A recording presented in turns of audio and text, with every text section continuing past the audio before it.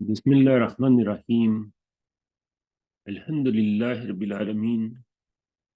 Wassalatu wassalamu ala Rasulika al-Kareem. Allahumma salli wa sallim wa barik ala Sayyidina Muhammad wa ala alihi wa ashabihi ajma'een. Ya Allah, anta halimun kareemun azeemun tuhibbul afwa fa'fu anni. Allahumma iftah lana abwaab rahmatik ya Kareem. Allahumma lakal hamdu ala kulli hal. ربنا اشرح صدورنا ويسر أمورنا ونبر قلوبنا يا رب العالمين. اللهم افتح لنا أبواب رحمتك. اللهم انصر إخواننا في غزة وفي كل مكان يا رب العالمين.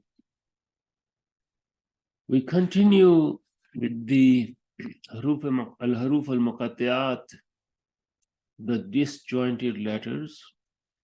And to summarize what has been said so far, there are various opinions. Number one is that these are the letters that Allah subhanahu wa ta'ala has revealed to the Prophet ﷺ, but he has kept the meaning to himself and he has not disclosed the meanings. And the Prophet ﷺ has not told us anything about them. So some ulama say that because of these reasons, we should not inquire about the meaning of Alif Lam Mim and the other letters which appear at the beginning of 29 surahs. Now, the others have said that, have you not read أَفَلَا يَتَدَبَّرُونَ الْقُرْآنَ? Have you not read the ayah that says, why don't they contemplate and reflect on the book of Allah subhanahu wa ta'ala? And their argument is that if Allah subhanahu wa ta'ala wanted to keep the meaning of something to himself, why would he reveal? Why would he put it in the book of Allah subhanahu wa ta'ala? But because the strong opinion is that there is knowledge in the Qur'an that is not accessible to us. And this, the basis, the foundation of this opinion is that there are mutashabihat and there are muhakkimat. There are in the Quran, as Allah subhanahu wa ta'ala has himself said, that there are ayahs which are mutashabihat, and mutashabihat are those ayahs whose meanings are not clear. And what does it mean that Allah subhanahu wa ta'ala created something with his own hands? Like we cannot know things like that. So they are mutashabihat, and they are there because the book of Allah subhanahu wa ta'ala is a book of guidance, and guidance can only happen if we believe in the book. Someone who does not believe in the Quran is not going to be guided. And belief in the Quran is belief that every letter, every word, everything in the Quran is from Allah subhanahu wa ta'ala, revealed to the Prophet ﷺ at a certain time and a place, but perpetually until the day of Qiyamah, preserved and valid. There is nothing that is in the book of Allah subhanahu wa ta'ala that is not valid anymore. And this requires a little explanation, because validity of a hukm, for instance, depends on the conditions of the hukm. All ahkam, all legal rulings are conditional. There is nothing absolute in terms of rulings.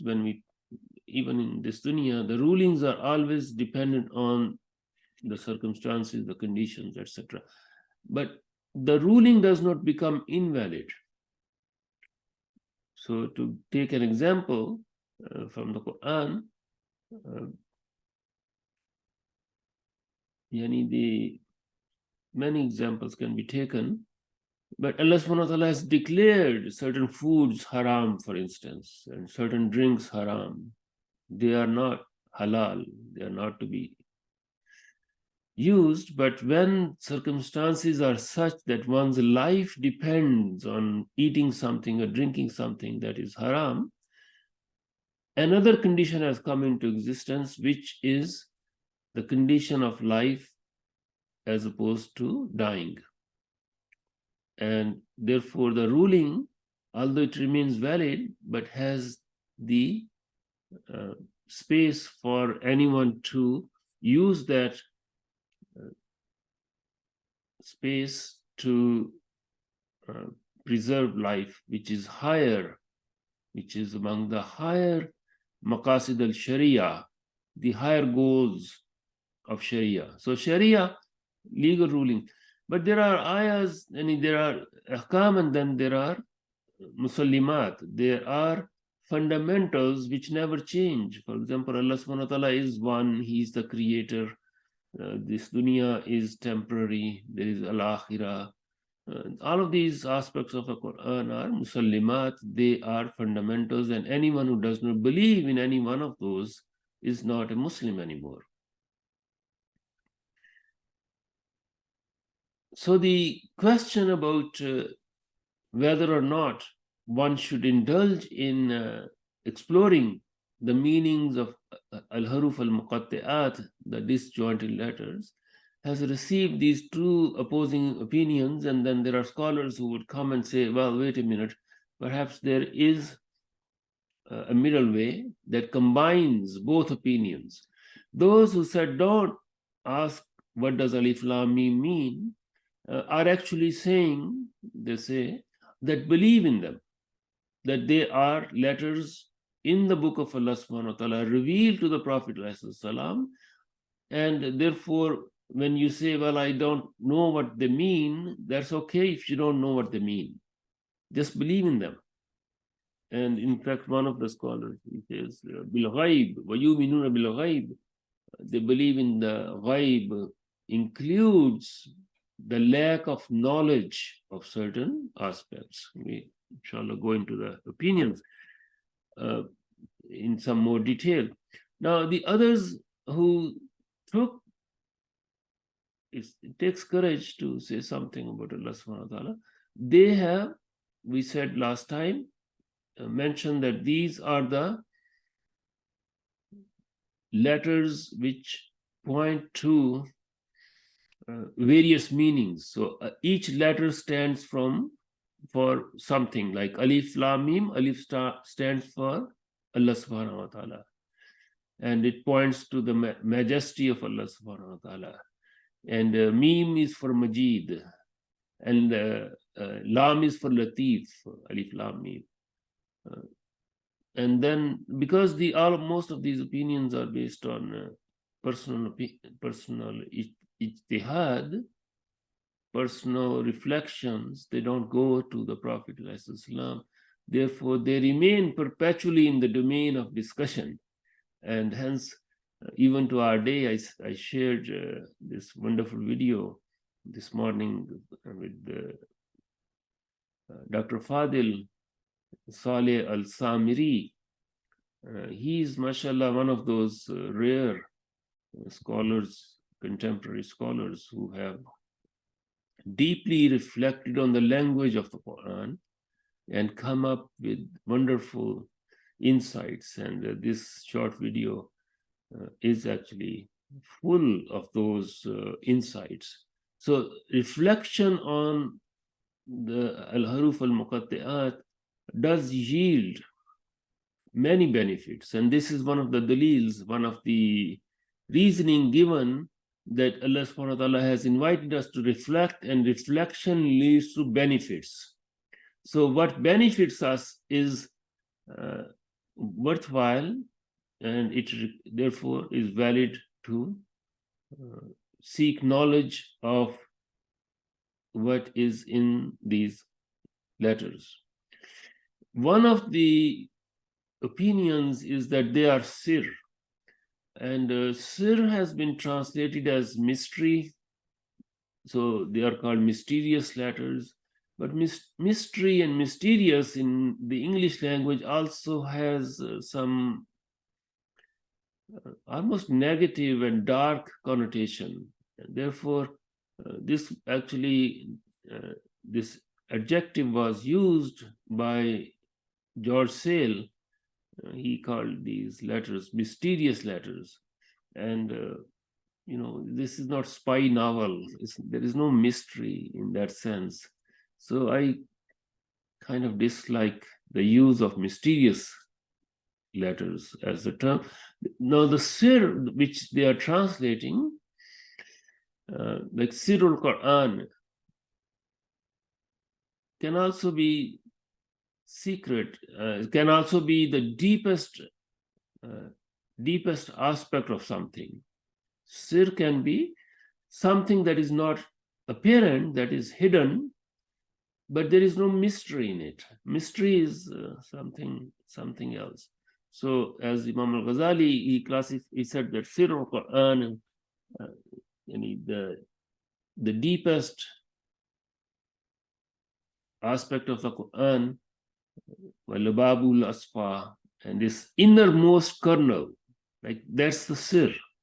So the distinction between mystery and Sir is it's a fine point, but I hope it's clear. When you change language, you change meanings as well. So they say that this is the Sir, and in these letters have a deep secret. They have their meaning is not manifest, but they do have a meaning, and those meanings can be reached if we dive deeply. And those meanings then have become these explanations that we find in our tradition. Some have also said that certain letters, if not all of them also, are names of the Quran or even the names of the Prophet ﷺ. So one of the letters, for example, Yasin, specifically, is also said to be the name of the Prophet ﷺ. But as Dr. Fadil al-Samari in this video that I shared, he strongly disagrees that this opinion is not valid. So again, these are opinions in our tradition. And we mentioned last time that every single tafsir, or most of the classical tafsirs, if not every single, has a chapter on them, and people have scholars have summarized all of these opinions. So going back to Imam al-Tabari, Alif Lam Mim is Ism min Asma al-Quran. This is one of the names of the Quran, he says. And this, these are not minor scholars. These are major authorities that, for example, this opinion is from Mujahid. And some of them, these opinions actually go back to the companions. Now, again, within the companions, we find variation because Sayyidina Ibn Abbas has many opinions about the Quran, and then at the same time, we have companions like Sayyidina Abu Bakr Siddiq, who are, it's not that one is, we are not making that distinction here, but he is very careful in saying anything about the Quran. So the opinion that we should not say anything about these haruf actually goes back to him. May Allah be pleased with him and with all the companions.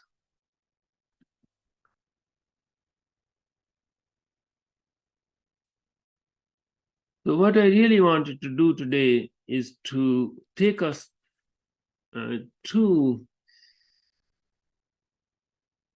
the actual usage, the actual occurrence of these haruf. Alif Lam Mim Zalikal Kitabu La Rayba Fi. So we have this first ayah of Surah Al-Baqarah where Alif Lam Mim appears, but Alif Lam Mim, as you would recall from the diagram that we had in the last class, also appears in other places. If you could open that diagram, I'll open it and inshallah share it with you. Muqatta'at.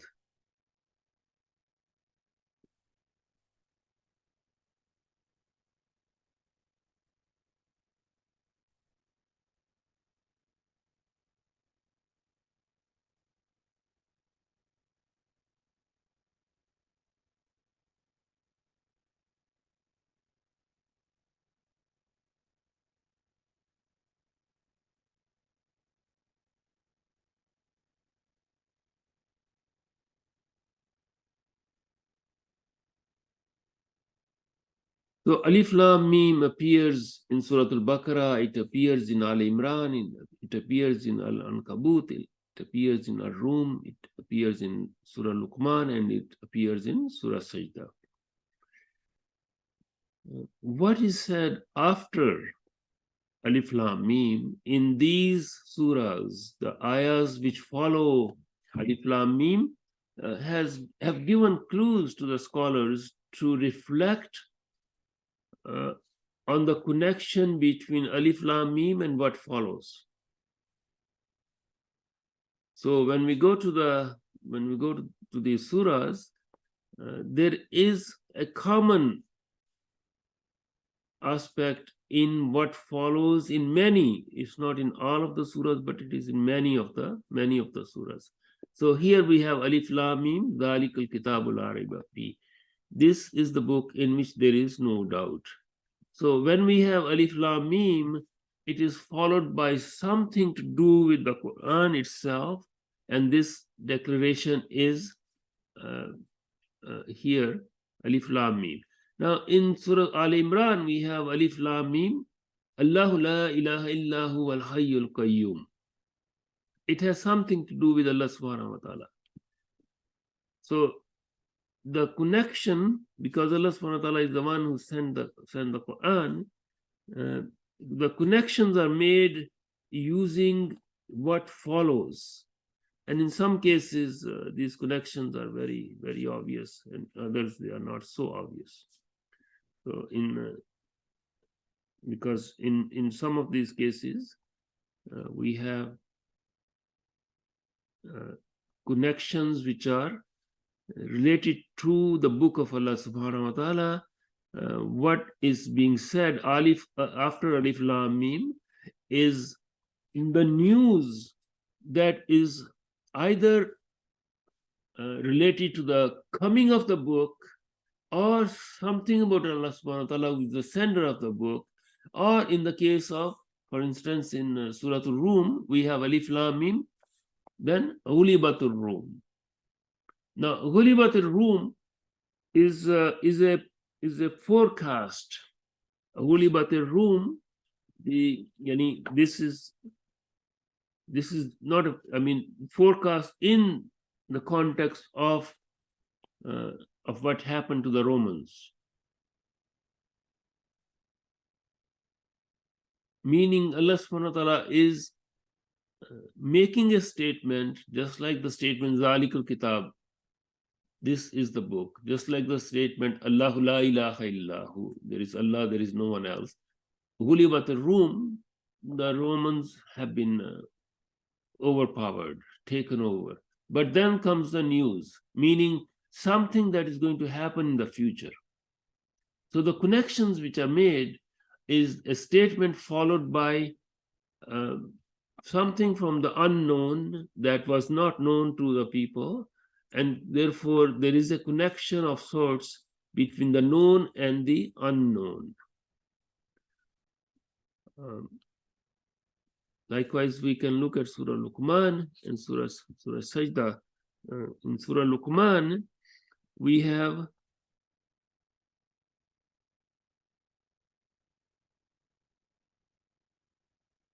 Surah Luqman, which is right after. We have Alif Lam Mim, Tilka Ayatul Kitabil Hakim. So Alif Lam Mim, Zalikal Kitab. La Raiba Fi, Alif Lam Mim, Tilka Ayat. So I don't want to go to every single instance, but please go through these to see what kind of connections do you see in terms of. Now, when there is only one occurrence like Alif Lam Mim Sad in Surah Al-Araf, then there are other meanings associated because here we have Alif Lam Mim and then Sad is added. And this is also very interesting situation because here we have the same three letters which are present in other surahs, but then one more letter is added, and what follows is Kitabun unzila ilayka fala yakun fi sadrika haraj. Again, there is a reference to the Kitab. There is a reference to the book of Allah subhanahu wa ta'ala. So somehow Alif Lam Mim in some ways is connected with something that is known followed by something that is not known. These are some of the connections. Now, what Dr. Fadil Al-Samri in this particular short video is really making wonderful connections because he is deep into Arabic language. He's one of the greatest scholars we have now, who is and he came from literature to the Quran, so he comes up with these linguistic beauties of the Quran. He has many videos, many short videos, 10 minutes videos, and inshallah I'm going to try and send a gist of this short video in English. Allah give me tawfiq and ability to do that because I found it really fascinating. What he's saying is that and he's using Israr al-Haruf al-Muqatta'a, he's using the Sir and Israr, the hidden aspects. I won't use the word mysterious, but the hidden aspects which are not so apparent. Now, we have said this already before that these are 14 letters, which means they are half of the 28 letters of the Arabic language. We said that before, but what he is saying is not only just half of the entirety of the Arabic alphabet, but also there are several other halves. So, as you know, all the letters in Arabic are they have sifat. Every letter has a sifa. Every letter has an attribute. Every letter has a character. Letters of the Arabic language, which make up the words, they have many sifats. And one of the sifat is the point of articulation from where they are pronounced in the mouth. And it's an interplay of the tongue, the teeth, and the jaw, like the empty, hollow space in the mouth. And this is a science in itself. But just look at the letters, like how Dr. Fadil has come up with these halves. They are al-haruf al-muqatta'a. They are 14, which makes them half of the totality of the 28 letters, but they are also nisf al-haruf several sifat, mahmusa, majhura, shadida. These are the sifats, kalkala, zalaka, These are the sifas of the letters, and all of them are, half of them are present in these haruf al-muqatta'at, in these disjointed letters. The sifa, the attributes, the characteristic of the Arabic letters are all half.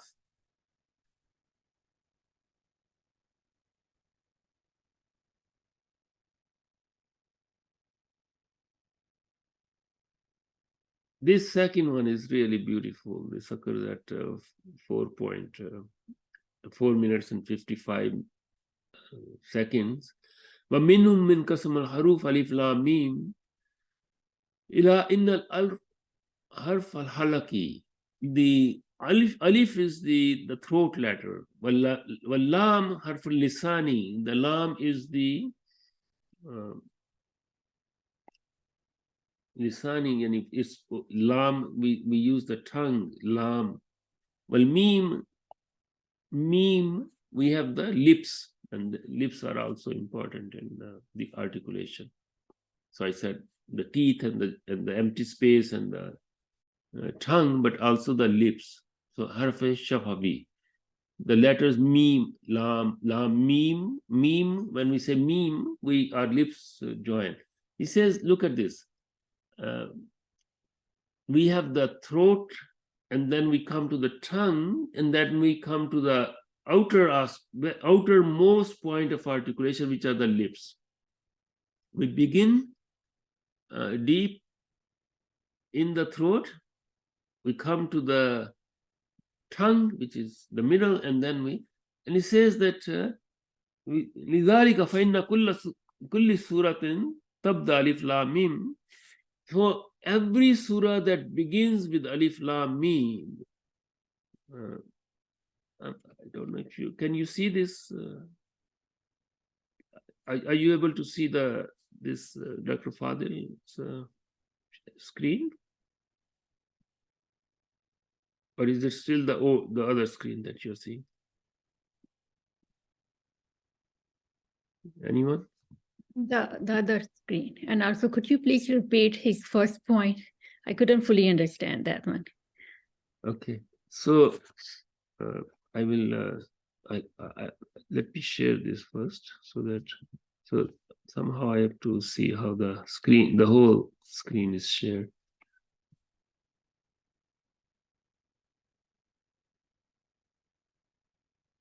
Stop sharing and then share again. I have to learn how to share multiple screens. Okay, Bismillah. Can you see now? This one, Asrar al-Haruf al-Muqatta'ah. Is this? Yeah. Okay. Yeah. So he's saying that alif lam mim sad, alif lam ra, alif lam mim ra. So all the haruf that he has started with. The first point that he makes is that all of these letters, these letters constitute half of the entirety of the Arabic letters. There are 14 and we have 28 letters. Number two, the point, I mean, this is mentioned by several scholars right from the classical times, old time. But he comes up with this other category that they are also half of nisf al-haruf al-mahmusa, nisf al-haruf al-majhura, nisf al-haruf al-shadida. Now, these are the attributes of the letters, points of articulation from where these letters come. So there are certain letters which will come from the halaq, which will come from the throat. There are certain letters on which we have qalqala, for example, like qaf, qaf. And then there are nisful lean. There are lean letters, like they are slim. There are then there are soft letters, and then there are shadid. There are intense letters. So all of these characteristics of the letters, al-haruf al-muqatta'at, these 14 letters are half of all of these. So they are not only half of the entirety of the alphabet, but there are half of the al-haruf al-mahmusa in them. There is half of al-haruf al-majhura in them. there is half of shadida in them. So half of kalkala in them. So in order to understand, deeply appreciate the point, we need to know the sifat of the haruf. We need to know how many attributes of the letters. And there are many different attributes of letters, but these are attributes of points of articulation from where they are coming. But this other thing that he is saying, alif lam mim, he says alif is the harf halaki. This is the throat letter. It comes from the throat. Well, lam, harf lisani, lam is the letter that is coming from the tongue. Well, mim is the letter which comes from shafabi. It is the lips.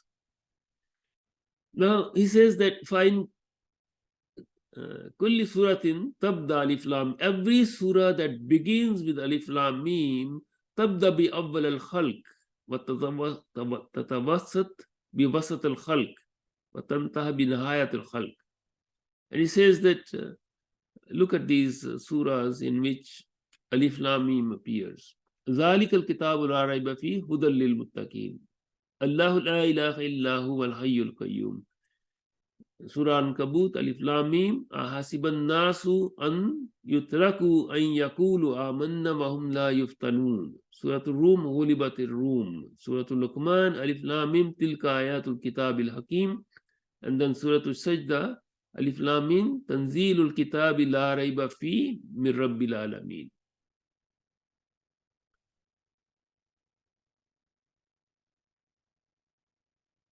So he's saying that in all of these ayahs, we are given the beginning of the khalq, the middle of the creation, and the nihaya, and the ultimate end of the khalq.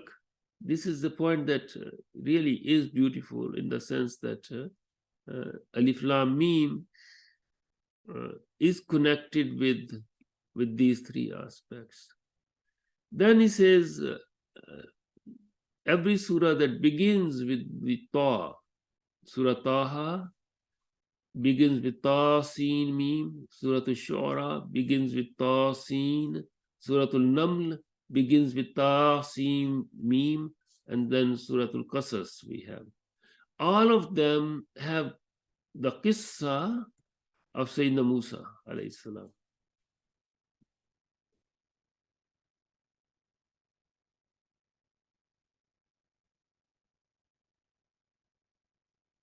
Every surah that has ha mim, and this is a very special combination of letters. I don't know if you recall last time when we finished the first round of the Quran, these surahs which begin with ha mim,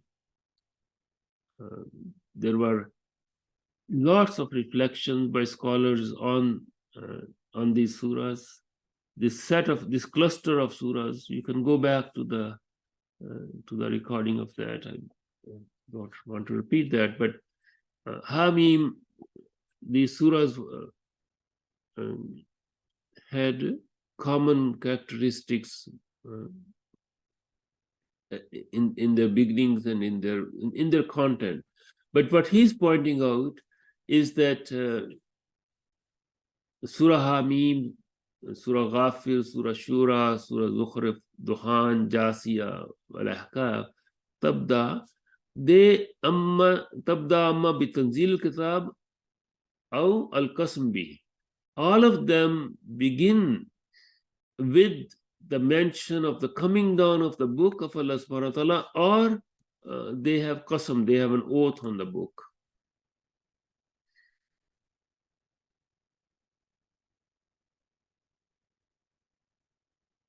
And likewise, his point about Qaf, takassur fiha, there is exaggeration, or there is abundance, takassur fiha, al-kalimatul kafiya. So abundance of the words with kafiya, with kaf words. Wallati tabda bisad, and though the surah that begins with sad has abundance of words with sad in it. And these are, and this is, he was asked about Yasin, whether Yasin is one of the names of the Prophet ﷺ, and he disagreed. He said, no, there is no internal evidence for this.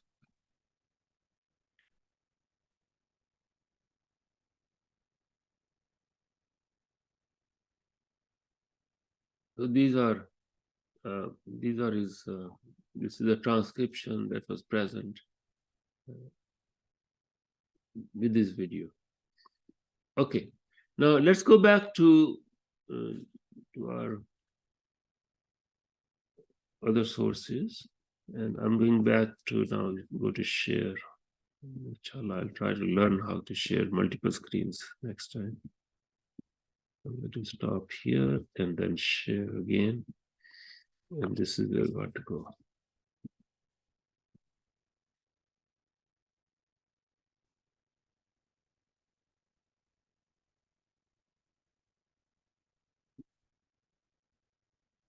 So this is going back to our source, and our source in this case is Imam al-Qurtubi. Remember Imam al-Qurtubi from Cordoba? He left Cordoba when the Christians took over, and then he came to Iskandariya. So he says that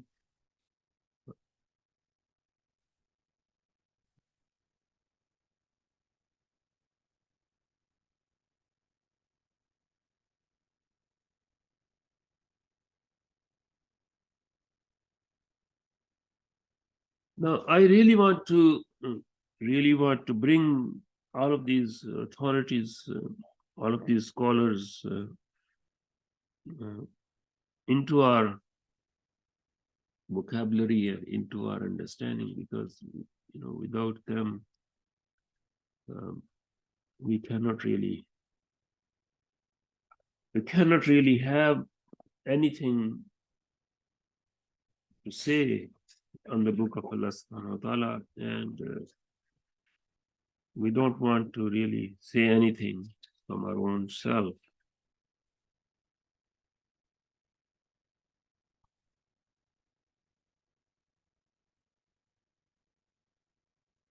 And I think I've said this before, but it's worth repeating, that if we are in a conversation with someone about a matter of science, and someone says, oh, you know what? Einstein says so. Newton says so. Or Newton is the one, this is Newton's law of gravity, which is not really his law, but he discovered it. And we have respect for what is being said. Suddenly we have authority behind the words. And our entire tradition is based on that. As Ibn Sirin rahimahullah said, that be careful from where you take your knowledge, because this is the matter of deen. And our crisis, one of the crises that we have today is the crisis of authority, because everyone has a tongue and everyone can say anything. And one man, one vote means everyone has an opinion, and everybody's opinion is equally valid, so you give equal weight to everything. And then you end up with nothing. And he just the noise we have, may Allah protect us.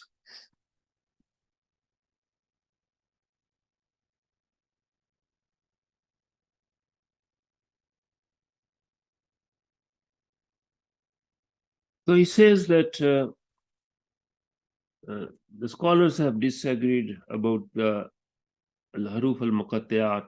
And when they say scholars have disagreed, they don't really mean that these scholars are fighting with each other, and there is this huge noise and everybody's shouting. No. What is meant is that there is a spectrum of meanings which have come into existence over the 1400 years, or in this case 700 years, over the time when they are writing. And this spectrum of opinion has, they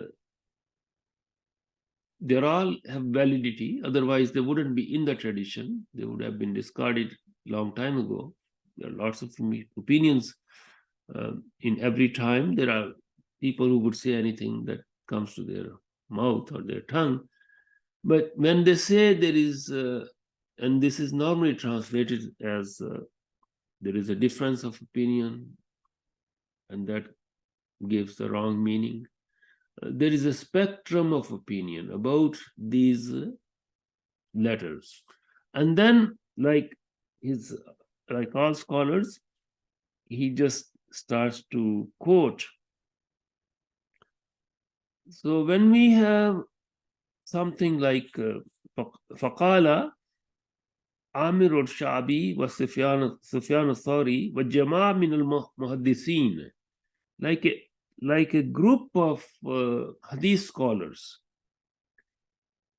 and this is categorization. This is a collective opinion summarized by a scholar of the Quran, who is also a scholar of language, who is also a legal scholar, and who has the entire spectrum in front of him. So he says that many of them have said that here, Sir Allahi fil Quran. This is the Sir of Allah in the Quran. وَلِلَّهِ فِي كُلِّ كِتَابٍ مِّن كُتُبِهِ سِرٌ. Not only that, they also say that in every book that he has sent, there is a sir. فَهِيَ مِنَ الْمُتَشَابِهَةِ الَّذِي. These are from the mutashabihat, about which Allah subhanahu wa ta'ala has kept the knowledge to himself. So this is the opinion that I was mentioning before, that a group of scholars say that وَلَا يَجِبْ أَن يَتَكَلَّمْ فِيهَا, and it's not really right for us to talk about them. وَلَكِنْ نُؤْمِنُ بِهَا وَنَقْرَأُ كَمَا جَاءَتْ, but to believe in them and to recite them. And then they say this opinion that we don't talk about them, we don't try to find out what Alif Lam Mim means, rather we just recite them, we believe in them, and then we act upon what we know from the Quran. And this is from وَرُوِيَ هَذَا الْقَوْلِ عَنْ أَبِي بَكْرَ الصِّدِّيقِ وَعَنْ عَلِي بِنْ أَبِي طالب رضي الله عنهما. وذكر أبو الليث السمرقندي عن عمر وعثمان وابن مسعود أنهم قالوا الحروف المقطعة من المكتوم الذي لا يفسر. And وقال أبو حاتم, we don't find these letters in the Quran other than at the beginning of certain surahs, and وَلَا نَدْرِي مَا أَرَادَ اللَّهُ جَلَّ وَعَزْ. And I don't know what Allah subhanahu wa ta'ala means by them. Now these, all of them, the whole first page is devoted to the opinion. The first opinion is don't say anything about them. They are the sir of the Quran. Every book of Allah subhanahu wa ta'ala has a sir, and this is the sir of the Quran. And when they report, they respect the hierarchy of scholarship. They respect, this is what we have tried to do in the encyclopedia as well. There is adab of reporting. You see this, these are any fine points of our tradition. When the Prophet ﷺ has said something, that would be the first text that we'll find. then the companions, then their students, then the tabi'in, and then the tabi'in, then those who came after them, taba tabi'in, like all the way. The person who is writing the book, he doesn't shout. He doesn't start with himself. And this is really something we need to learn. So these are maktoum, these are letters which are not, their meaning is not disclosed. Now, after citing this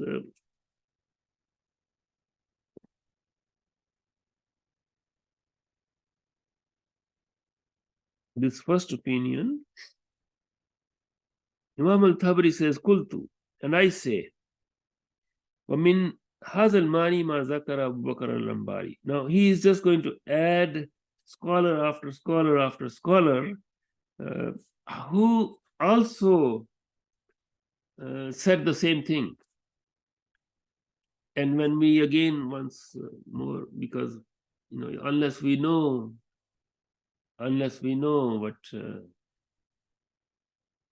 what the hierarchy of our tradition is, unless we know these scholars, even if we were just to know very briefly about the books they have written, the times they have lived, and this is the map of our tradition. And this should be the intellectual and spiritual and emotional map of every Muslim. It used to be, but what happened was just disrupted this transmission.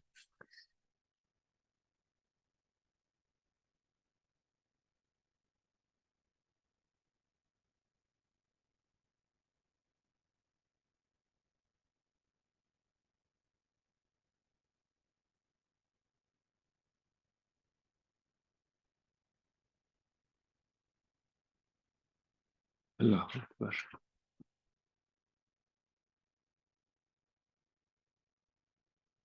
The very fascinating and interesting aspect of our tradition is that it expands exponentially as time passes. And one of the inner dynamics of this expansion of scholarship is also clouding and that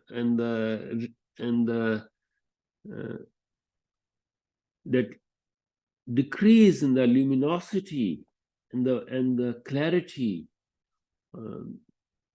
over time, because innal insana walasr innal insana lafi khusr.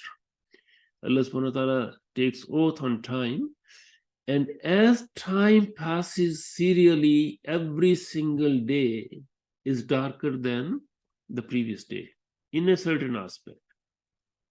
And this is fully established in the Quran and Sunnah. The Prophet ﷺ has specifically said that the best of people are the people who are with him. And even if we were to just internalize this one single reality, that time is decreasing in its luminosity, in its quality. So we cannot get if this clarity is there, our perspective on things would be very clear. The best of time was when the best of creation was actually walking and talking and living on this earth. Every single day, and when the wahi was coming, when the angels were visiting, every single day after his blessed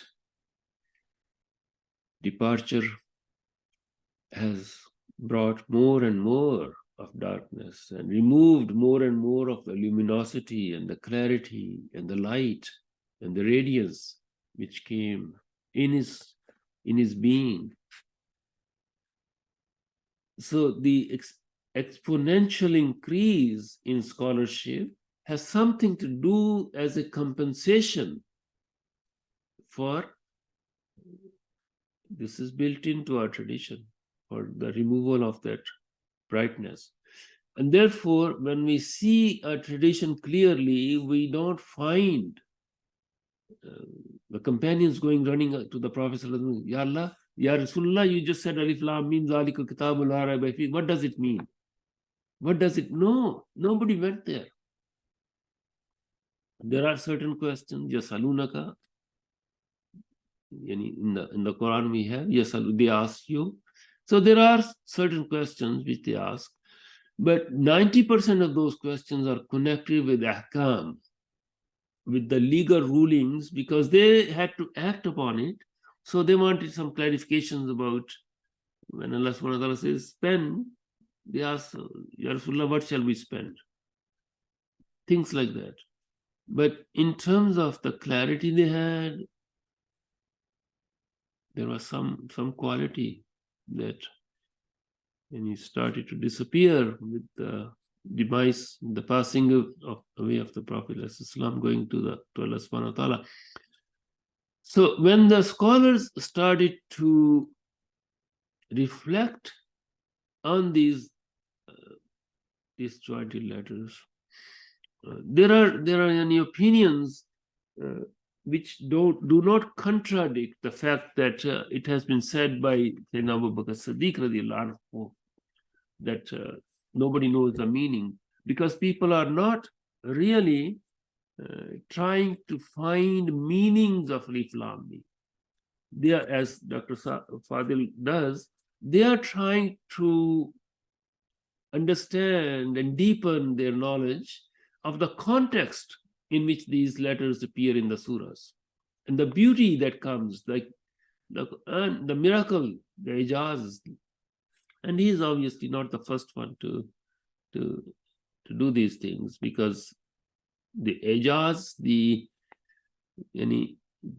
fact Allah subhanahu wa ta'ala himself says that if you don't believe, then bring a surah like the surahs of the Qur'an. The challenge is there. It has been there right from the beginning. So one of the greatest scholars, Imam al-Baqilani, he wrote a book on Ijaz al-Quran, and in there is a chapter on these haruf, in these disjointed letters. Inshallah, next time we can look at some of the things that he has said. But the meanings which came later on, much later on, such as Yasin is the name of the Prophet ﷺ. These are personal opinions which came and went, like people said some things, and then they were rejected, they were not accepted by the majority. And so filtration is there.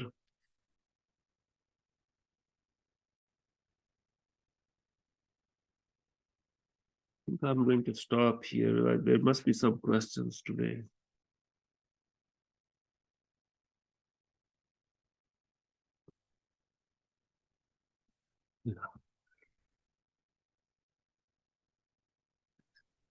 Assalamu alaikum. So could you say what is the reasoning behind that Yasin is not Rasulullah's name or one of the names? Yes. Like why do they say this? Right. He says that one of the reasons that Dr. Fadil gave in this particular video, he says, just look at what follows Yasin. Like, why would there be a mention of the Prophet ﷺ and then Tanzilul Kitab? So other reason he gives is that the Prophet ﷺ has actually has told us his names in a hadith that we quoted some time ago. Like he said, I am Ahmad, I am Muhammad, I am Hashir.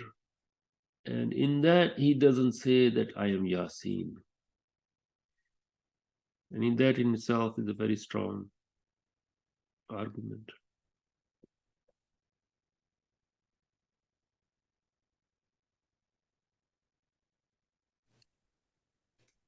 Any other question? Alaikum. Salam.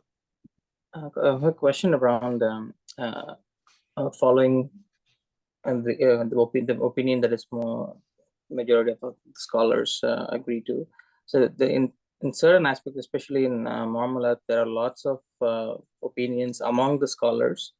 In that case, what is the responsibility of a layman to stick to? Is it go with the local scholar that he or she trusts, or how do we go with that? Especially around Muamalat, there is a lot of confusions that we see here today.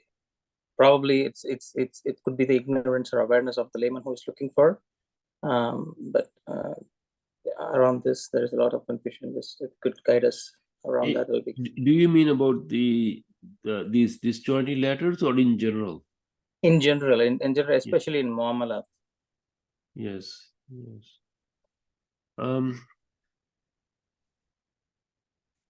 I think this is part of the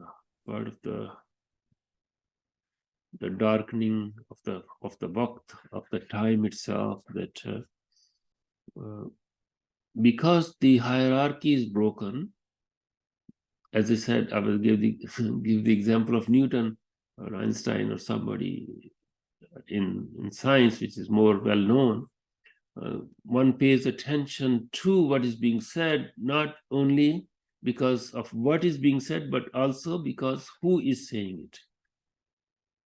And in our tradition, this is fully established, that when the Prophet ﷺ has said something, the case is closed. Like Bab al-Tafsir al-Qur'an, in all the books of hadith collections, there is a chapter called the Tafsir al-Qur'an, and these are the chapters which gather what has been reported from the Prophet ﷺ. And once that is reported, anyone who nobody can disagree, obviously, but people who don't even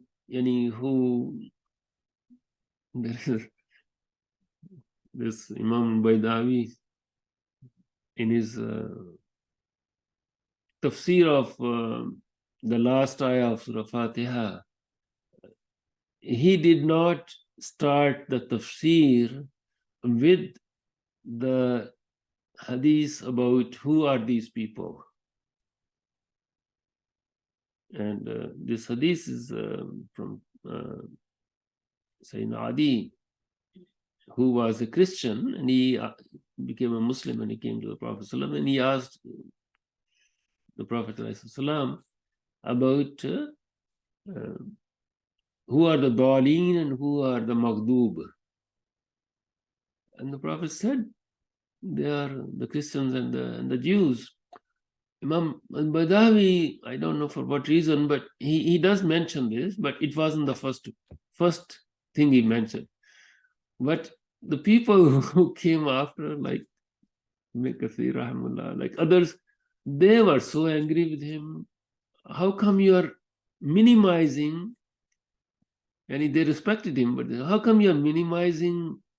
You bring someone else before the Prophet ﷺ. So this hierarchy is very important to know. And in case of Muamala, because these become very specific to the time and place, and the problem is the local scholars may not be rooted in the tradition. So we do need someone local, because the conditions have to be known to the person who is giving opinion. And someone living in Makkah may not know what's going on in Edmonton, although he may be a great scholar. So that always kind of becomes, you have to, when you are weighing various options, how much weight one gives to the ingredients that make the option. So the local conditions, the knowledge of the situation is important, but what the local scholar one goes to is totally uprooted, and the sum total of his knowledge is a few YouTube videos that he or she has seen. So these are very tricky situations and require great care, especially about what's going on, especially about the, one's personal situation requiring some kind of a scholarly opinion. So one has to weigh the soundness of the scholar one goes to in those situations, considering that someone not familiar with the local context may not be the right person. Something in the chat. Exactly.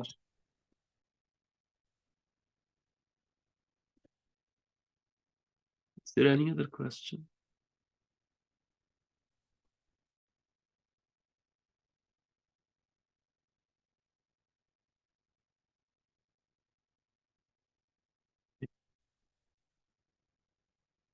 Inshallah, we will continue with more aspects of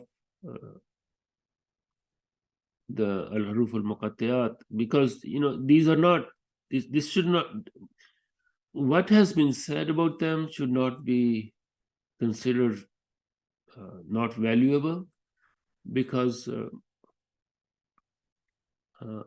many of the scholars who have said things, who have written about them, they are not searching for the meanings of Alif Lam Mim. They are bringing out the beauty and the connections of Alif Lam Mim and Ha Mim and Qaf and Sa'ad with the Quran. And that is allowed. That is not only allowed, that is direct response to the command to reflect on the book of Allah subhanahu wa ta'ala. And there are many aspects of this.